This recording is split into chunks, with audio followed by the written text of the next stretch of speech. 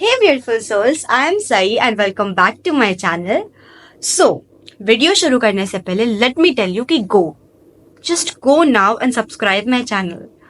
नहीं यार, अब वीडियो देख लेते हो and subscribe करना भूल जाते हो. This is not fair.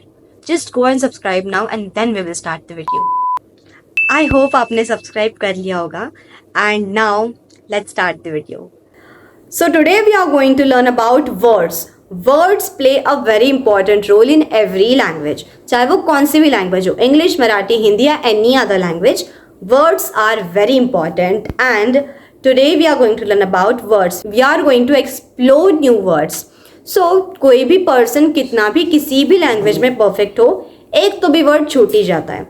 ऐसा नहीं कि सबको सब वर्ड्स के मीनिंग पता है, एक तो भी वर्ड ऐसा होता है जिस वर्ड का मीनिंग नहीं पता हो. So in today's video I have collected some words.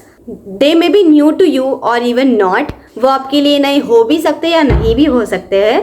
So do watch the video till the end क्योंकि क्या पता कोई वर्ड आपके लिए भी न्यू हो सकता है.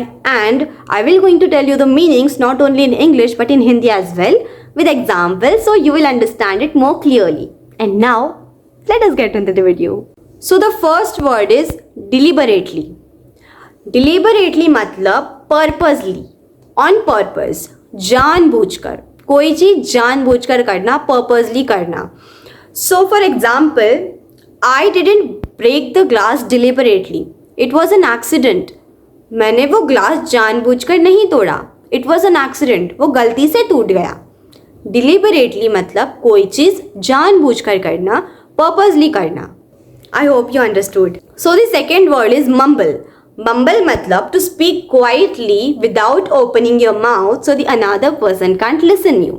मतलब मुंह ही मुंह में बात करना. हिंदी में हम कहते हैं फुसफुसाना या बुदबुदाना. फुसफुसाना या बुदबुदाना.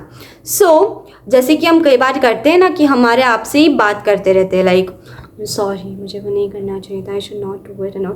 सो ऐसा जो आगे के पर्सन को सुनाई ना दे, that is mean by mumble. For example, I can't hear his mumble. मुझे उसकी वो बातें सुनाई नहीं दे रही, मुझे उसका फुसफुसाना बुदबुदाना सुनाई नहीं दे रहा, मतलब mumble. So the third word is vital. Vital मतलब वेरी इंपॉर्टेंट और नेसेसरी, जो बहुत इंपॉर्टेंट हो या नेसेसरी आवश्यक हो या बहुत महत्वपूर्वक मतलब इंपॉर्टेंट हो. सो वाइटल मतलब जैसे कि हम सेंटेंस में यूज करेंगे. For example, practice is vital if you want to speak a language well. Vital मतलब इंपॉर्टेंट के जगह पर वाइटल यूज किया गया है. Important is replaced by vital और vital is replaced by important.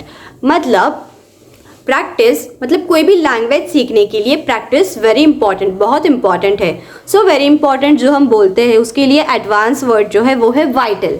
So very important बोलने की जगह हम बोल सकते हैं कि it is vital, it is very important. So I hope you understood. So the next word is envy.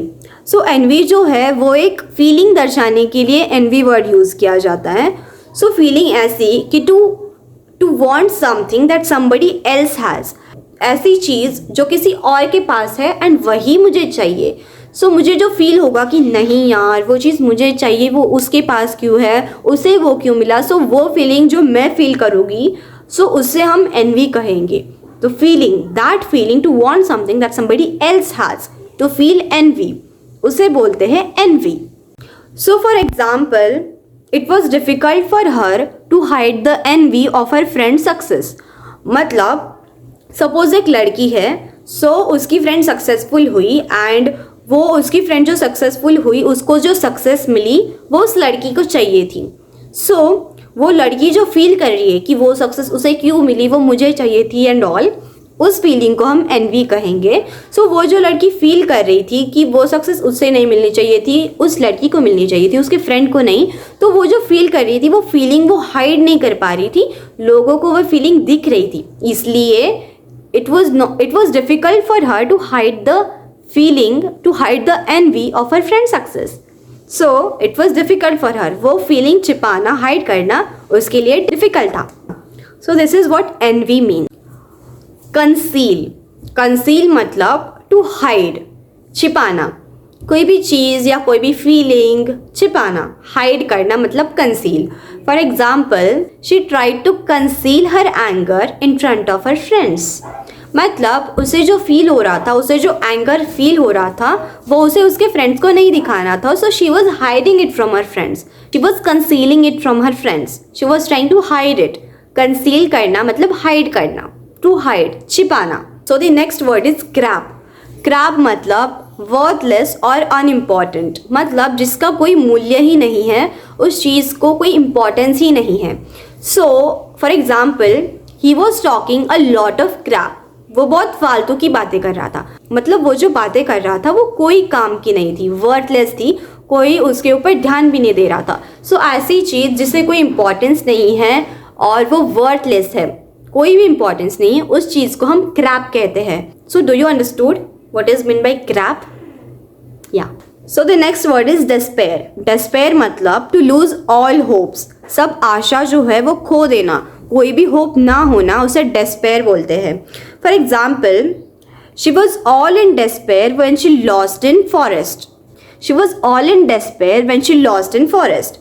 सो जब वो फॉरेस्ट में खो गई थी तो उसे कुछ भी, कोई भी होप नहीं थी, उसे कोई भी आशा नहीं थी कि वो जंगल से बाहर निकल पाएंगी। सो जो वो फील कर रही थी जब वो जब वो जंगल में खो गई थी एंड उसके सब होप खत्म हो गई थी, वो कुछ भी होप नहीं रख पा रही थी कि अब मैं जंगल से बाहर निकल पाऊंगी, मुझे रास्ता मिल पाएगा। So to lose all the hopes, वो फील करना, उसे बोलते हैं despair. So the last but not the least, nag. Nag मतलब to annoy someone, to irritate someone again and again continuously, उसका मतलब है nag, nagging. For example, my brother nags me every day. मेरा जो भाई है वो मुझे रोज़ अनॉय करता है, रोज़ इरिटेट करता है। सो नैगिंग मतलब अनॉय करना, इरिटेट करना। So I hope these words are no more new words for you, and now they are known words for you. And thank you guys for watching my video till the end. Do subscribe my channel and help me reach till 1K subscribers. And now with this we end up the video. Like my video, share with your friends so let them learn new words too. And with this, bye bye. Thank you.